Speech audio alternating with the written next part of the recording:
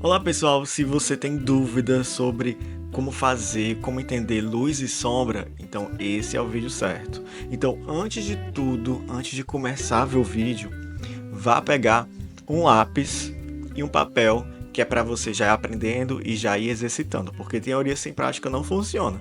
Então vai logo lá pegar seu lápis e uma folha de papel para a gente já falar sobre luz e sombra e você já ir exercitando. Muita gente ainda tem dúvidas de como fazer luz e sombra, como perceber, principalmente quando vai pintar os livros de colorir. Eu vejo que o pessoal tem dificuldade, né? Falam, mas eu não sei colocar luz e sombra, não sei onde é que vai a luz, onde é que vai a sombra. Isso é muito simples, tem que ser exercitado e eu vou mostrar alguns exercícios. E primeiro de tudo a gente tem que entender o que é a sombra, né, gente? Sombra é a ausência de luz, é os locais da nossa imagem, nossa figura, aonde não recebe luz.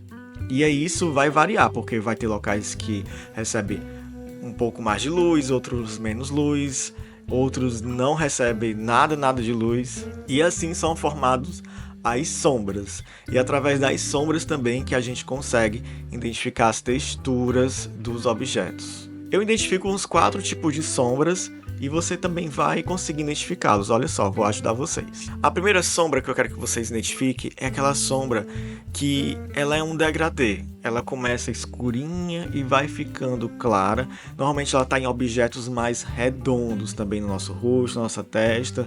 Normalmente em objetos que tem uma curvatura, que é macia, então faz essa sombra mais em degradê. E vou mostrar para vocês o exemplo aí no papel, olha só. O papel dobrado, ele faz essa sombra em degradê. Uma parte aqui vai ficando clara e essa parte vai ficando mais escura, onde tem a sombra. Já existe essa outra sombra aqui mais marcada, que você consegue identificar muito bem aonde tem luz e aonde tem sombra. E fica tipo como se fosse uma linha. Então essa blocagem de sombra é muito importante você identificar e a gente faz muito dessa mesclagem. A gente utiliza um pouquinho dessas sombras que são mais marcadas para áreas mais conquinas e essa outra sombra mais arredondada, veludada para áreas mais redondas. E em quase todos os objetos complexos que a gente vai pintar, existem essas sombras. No nosso rosto, por exemplo, existem muitas dessas sombras. Nas bochechas fica essa parte mais arredondada, na testa.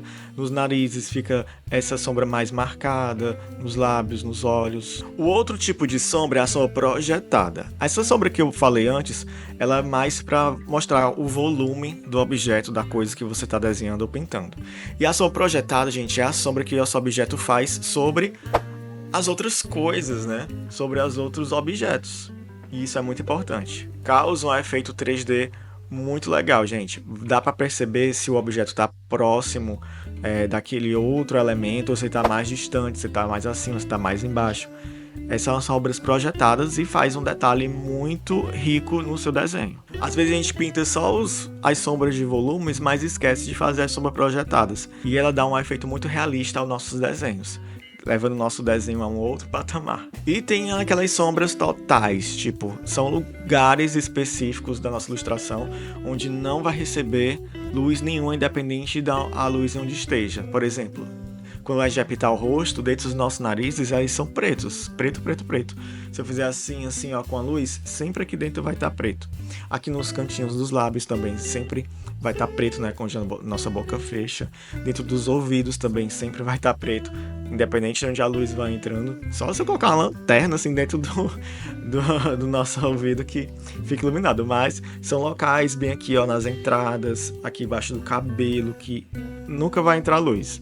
Então são esses 4 tipos de sombra que eu identifico. Essa sombra mais macia, essa sombra dura, essa sombra projetada e essa sombra total, que não vai ter luz de jeito nenhum.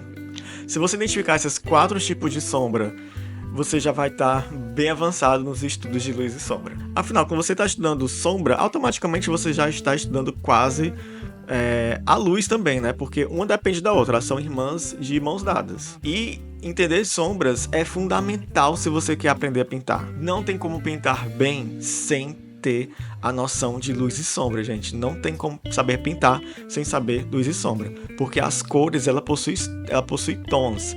tem cores que são mais claras e tem cores que são mais escuras. Nem sempre o verde ele vai ser mais escuro do que um vermelho e nem sempre o vermelho vai ser mais escuro que um verde. E como que você vai saber isso? Tem que saber a teoria de luz e sombra para você ajustar os valores tonais das cores e assim causar esse efeito. Mas valores tonais é um tema para outro vídeo. Então foque seus estudos primeiramente em luz e sombra para depois você partir para a pintura, né? E ficar mais esperto. O que você tem que fazer agora é pegar objetos na sua casa, colocar em cima de uma mesa e próximo de uma fonte de luz. E aí você vai observar esses tipos de sombras que eu falei para vocês. Você vai encontrar sombras fortes, sombras fracas, sombras projetadas. Você vai ver vários tipos de sombra, dependendo dos objetos que você for colocar na mesa. E aí tenta rabiscá-los, observando com o papel. Tenta reproduzir as sombras. Não precisa saber desenhar perfeitamente aquele objeto, aquela forma. Se for formas básicas, uma bola, um cubo, um cilindro, um copo, vai ser bem fácil você identificar e você também reproduzir isso no papel. Comece sempre com formas básicas, porque praticamente tudo em nossa volta, todos os objetos, os elementos, eles podem ser resumidos em formas básicas. E se você saber perfeitamente colocar luz e sombra, né, nos objetos de forma básica, com o passar do tempo vai ser bem mais fácil colocar a sombra em outros objetos, outros elementos com formas mais complexas, como o nosso rosto. E para passar isso para o papel, gente, nós utilizamos um material muito raro, que é um lápis grafite. É um material mais utilizado, fácil de manusear para você aplicar sombras e exercitar. Porque o lápis grafite, principalmente grafite 2B, 3B, 4B, que são grafites mais molinhos, que ele passa mais grafite para o papel, você passa o dedo, é mais fácil de esfumaçar e assim fazer melhores os efeitos de luz e sombra. Tem até aqui alguns vídeos, alguns shorts que eu fiz, que eu mostro mais ou menos o processo, como eu faço.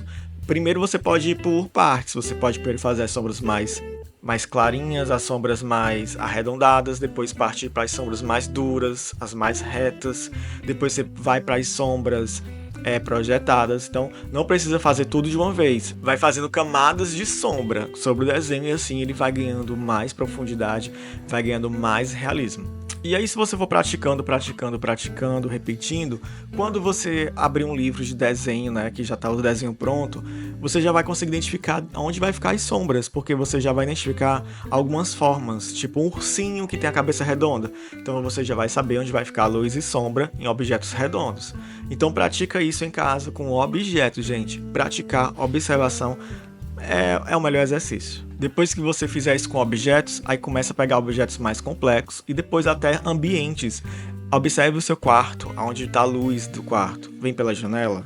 Comece com uma fonte de luz só para facilitar, porque às vezes temos várias fontes de luzes e aí cada fonte de luz vai fazer uma sombra diferente sobre outra e vai deixar o estudo muito complexo. Comece com o quarto todo escuro e apenas uma fonte de luz, uma lanterninha, uma vela, e aí você começa a observar tudo no seu quarto, ou os objetos da mesa, como é que as sombras se comportam sobre a outra, quem faz sombra em quê, quais são os objetos que faz uma sombra mais dura, quais os objetos que faz uma sombra mais macia. Então, gente, vamos exercitar. Espero muito que vocês tenham gostado do vídeo de hoje, gente. Não se esqueça de se inscrever no canal, deixar seu like, porque vai ter outros vídeos com pinturas, com dicas. E, gente, não se esqueça de assistir os shorts, que tem aqui muitas outras dicas bem rapidinhas. Então, gente, um beijo. Estou muito feliz em ter vocês aqui. Bem-vindo ao canal, se é a primeira vez que você está aqui. Até o próximo vídeo, gente, e bye bye.